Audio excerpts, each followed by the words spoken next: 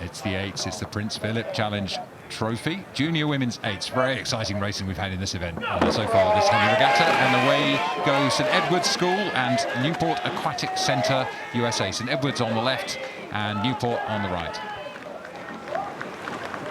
Yeah, as you see, there's certain events you just always think we're going to be guaranteed to see a great race coming down the course. And we've seen this time and time again in this event. This is going to be a really good race.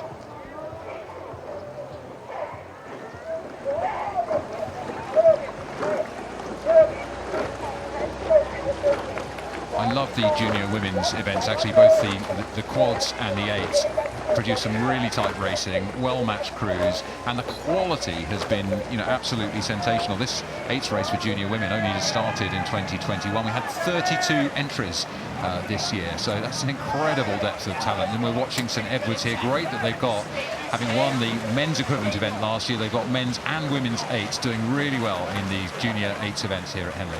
Yeah, it's a great sign of a club that's learning from each side, the men's and women's learning from each other, moving it on, sort of setting standards.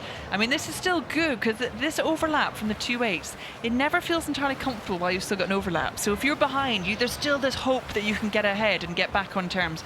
If you're ahead, you just want to get clear water and you can't get it. So there's still going to be tension in both boats. I know I'm smiling as you say that because I'm just thinking about my own. I've done a lot of eights racing, and quite interesting when you're sitting in the middle of a boat like this. Quite often you'll be thinking, we just got to go. You need to go as a crew, and you can't go on your own, and that's one of the challenges. You have different mentalities throughout the boat, and one of the joys of training together is sort of learning to think as a crew when you're under pressure. So you might have somebody maybe in the middle of the boat who's feeling, in really good shape and wanting to go. Maybe a couple of the others needing to just consolidate it a little bit. So blending together is so important. And look at the way these young women are rowing. It's really, really neat, isn't it?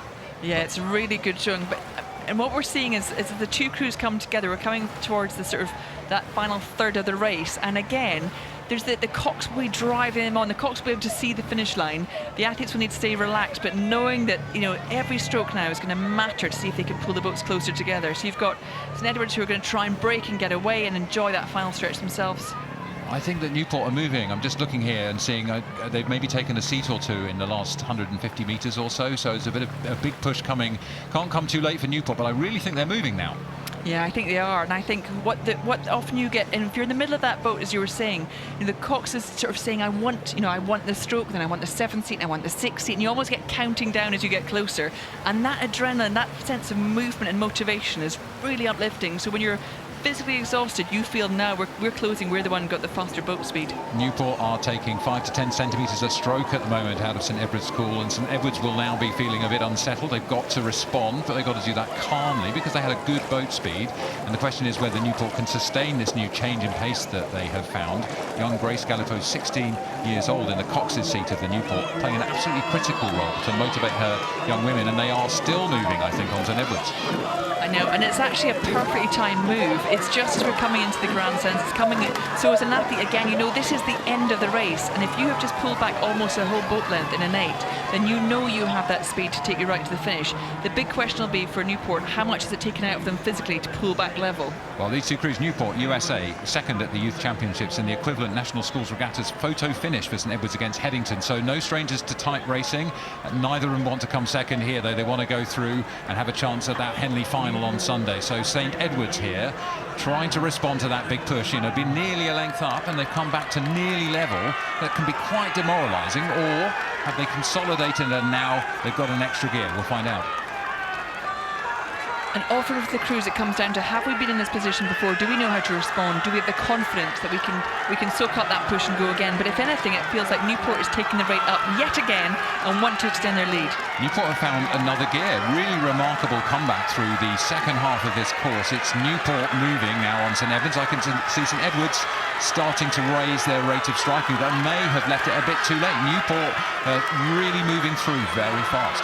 Yeah, it feels like Newport's soaking up the energy from the crowds and using it every single stroke. They almost, exactly as they did to move up level, they've now done the same to move out that same distance ahead.